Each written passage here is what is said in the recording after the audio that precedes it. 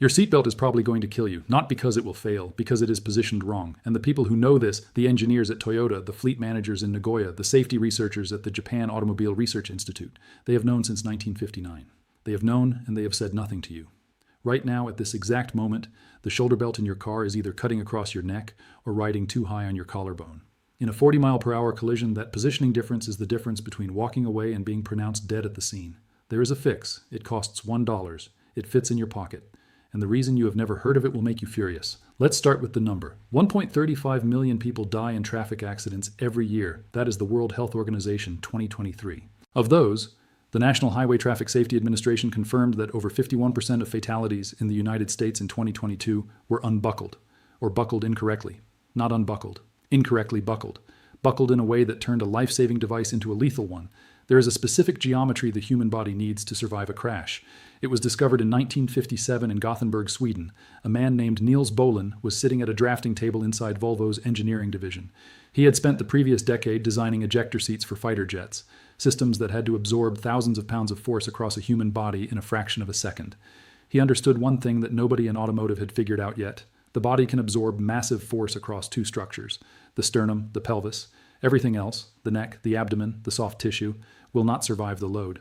His solution was a V-shaped configuration, shoulder belt across the sternum, lap belt across the pelvis, both anchored to a single point at the hip. August 13, 1959. The Volvo PV544, first vehicle in history with a three-point belt as standard equipment. The patent was given to the world for free. Every manufacturer in the world received it at no cost. And here is where the story turns dark. They did not stop teaching correct belt positioning because it failed to save lives. They stopped because it worked too well. A correctly positioned three-point belt eliminates the need for the full airbag deployment cascade in a significant percentage of moderate speed crashes. That cascade, the sensor systems, the inflator cartridges, the replacement labor, is a $280 billion industry. It cannot survive a world where people know that a $1 nylon loop threaded through the D-ring on their B-pillar is doing more work than a $200 airbag replacement. So they buried it, not with a memo, not with a conspiracy in a boardroom, with silence, with the slow suffocation of omission. Your dealer never mentioned it. Your owner's manual buried it in paragraph 47. The roadside safety campaigns never showed it. And the mechanics who charge you $180 per hour, they have absolutely no financial interest in telling you that the single most effective safety upgrade in your vehicle costs less than a candy bar. Now let's go back further. Before Bohlin, before Volvo, before the modern three-point belt. Japan, 1940s. The Imperial Japanese Army had a problem. Their transport convoys were losing men not to enemy fire, but to road accidents, trucks, mountain passes, drivers thrown through windshields on unpaved roads at speeds that would seem laughable today. Military engineers began experimenting with restraint systems borrowed from aviation harness design, continuous loop configurations that distributed load across the upper torso and the lap simultaneously, simple fabric loops, metal D-rings, the same geometry Bohlin would patent 18 years later. The knowledge lived inside Japanese automotive culture from that point forward. When Toyota installed its first seatbelt in 1963 in the Toyota Pacifica convertible, the engineers were not starting from zero. They were formalizing a tradition. By 1967, Toyota had redesigned the Crown sedan with 20 separate safety modifications. That same year, they introduced the three-point belt across their lineup. By 1973, Toyota developed the emergency locking retractor, a belt that allows free movement but locks instantaneously under crash deceleration. This system was so advanced it was immediately exported to the United States. The Japanese were not just building the hardware, they were building the protocol. Fleet managers in Toyota City, Nagoya Prefecture, drilled correct belt positioning into every commercial driver in their networks. The shoulder belt had to cross the sternum at the midpoint, not the neck. Not below the shoulder, the midpoint of the sternum, the lap belt had to sit flat across the anterior superior iliac spine, the front ridge of the pelvic bone, not across the soft abdomen. The tool that made this possible was a shoulder belt positioning loop. A loop, a simple fabric or metal guide that clips onto the shoulder belt webbing and locks it in the correct anatomical position on the chest. It weighs 9 grams.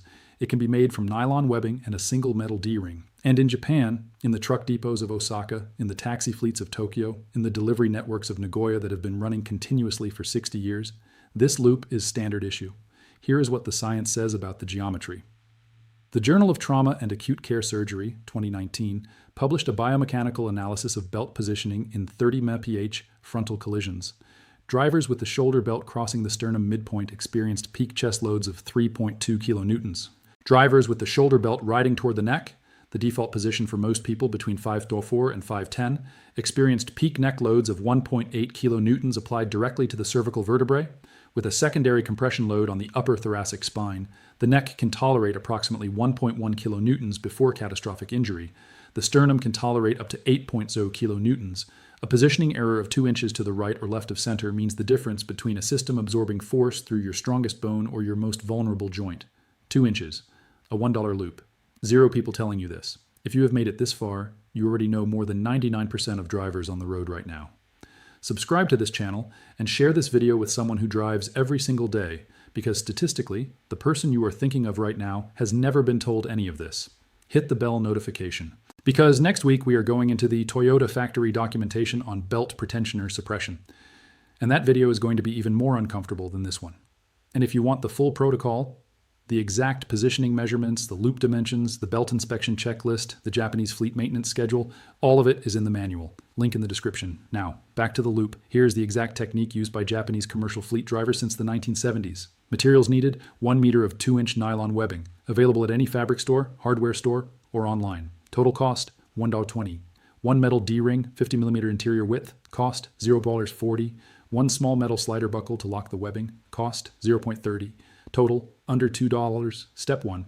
Thread the nylon webbing through the D-ring to create a loop approximately 8 inches in diameter. Lock it with the slider buckle. Step 2. With your seatbelt fastened and your seat in your normal driving position, locate the point where the shoulder belt crosses your chest. The correct position is the midpoint of your sternum, the flat bone running vertically down the center of your chest. Step 3. Slide the nylon loop over the shoulder belt webbing from below. Position it so the loop sits flat against your chest at the sternum midpoint. The loop creates a gentle forward pressure that keeps the belt in contact with the sternum rather than riding toward the neck or shoulder. Step 4. Check the lap belt. It must sit flat across the front ridge of your pelvic bones. Not your stomach, not your upper thighs. Lift it forward and downward if necessary. Step 5. Drive. Adjust over the first 2 trips until the shoulder belt stays in position without conscious effort. The entire installation takes 4 minutes. A mechanic, if you somehow convinced a dealership to do this, would charge you between $60 and $150 in labor. For threading a loop onto a strap, T, a taxi fleet operations manager in Sendai, Japan, shared this in an automotive safety forum in 2021. His fleet of 34 vehicles had operated for 11 years using this protocol. In that period, 7 of his drivers were involved in significant collisions. All 7 walked away. 3 of the 7 collisions were at speeds exceeding 45 miles per hour. His cost per vehicle for the belt loop system, $180. His insurance premium reduction after documenting the protocol to his carrier, $420 per vehicle per year. The insurance industry knows, the dealerships know. The automotive safety equipment manufacturer is generating $280 billion per year in airbag systems, advanced driver assistance technology, and collision repair revenue. They absolutely know. A belt correctly positioned by a $1.80 nylon loop is doing the primary protective work that the industry sells you with $35,000 of embedded technology. That is not an accident. That is a business model. Consider this. The 3-point belt patent was given to the world for free in 1959. Free. No license fee, no royalty. Any manufacturer, anywhere, could use it at 0 cost.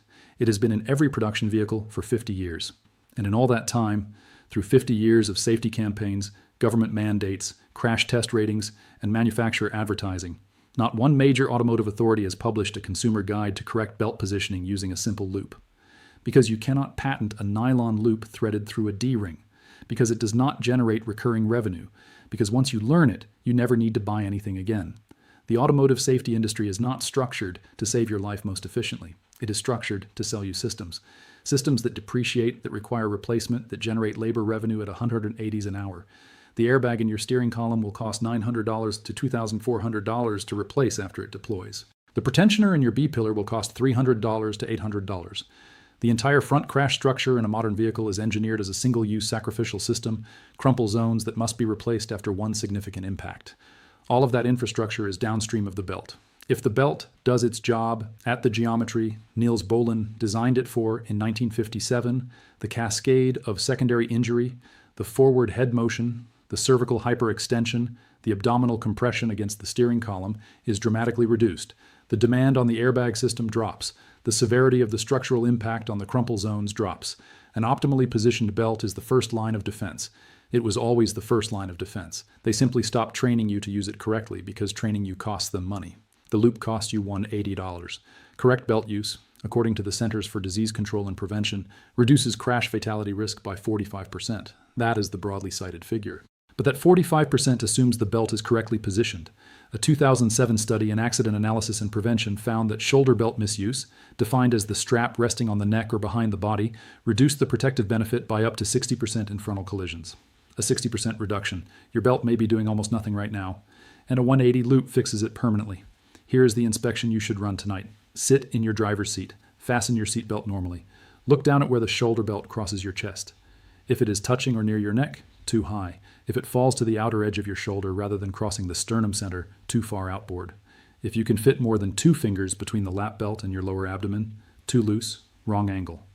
Adjust your seat height first. Many vehicles have a B-pillar height adjuster, a plastic tab on the door pillar, that moves the anchor point up or down. This is your first tool, and it costs nothing. If the adjuster cannot get the shoulder belt to the sternum midpoint for your body geometry, the nylon loop is your second tool. Thread it, position it, lock it. 4 minutes of work that your dealer, your mechanic, your government's highway safety authority, and every automotive advertising campaign in the last 30 years decided was not worth telling you. Niels Bohlin understood in 1957 that the geometry of survival was fixed. The sternum and the pelvis, the V-shape, the single anchor point at the hip. He gave that knowledge to the world at no cost. And then, slowly, commercially, financially, the world decided to build a $280 billion industry on top of it and let the foundation rot in silence. The Japanese fleet managers never forgot. The drivers in Sendai, in Nagoya, in Osaka, the people running 300,000-kilometer service cycles in Toyota Land Cruisers and Hiace vans, they never stopped threading the loop. They never stopped teaching the geometry. Because in their world, a driver who does not come home is not an insurance statistic. It is a person with a name. You have a name too. Thread the loop. 180. 4 minutes. The belt that has been in your car this entire time finally doing what it was designed to do. Subscribe. Share this with someone in your passenger seat right now. The next video is going to show you the Toyota factory inspection protocol that dealerships are legally permitted to skip at your 30,000-mile service, and the 3 components that fail silently while they charge you for a full inspection. You are not going to want to miss it.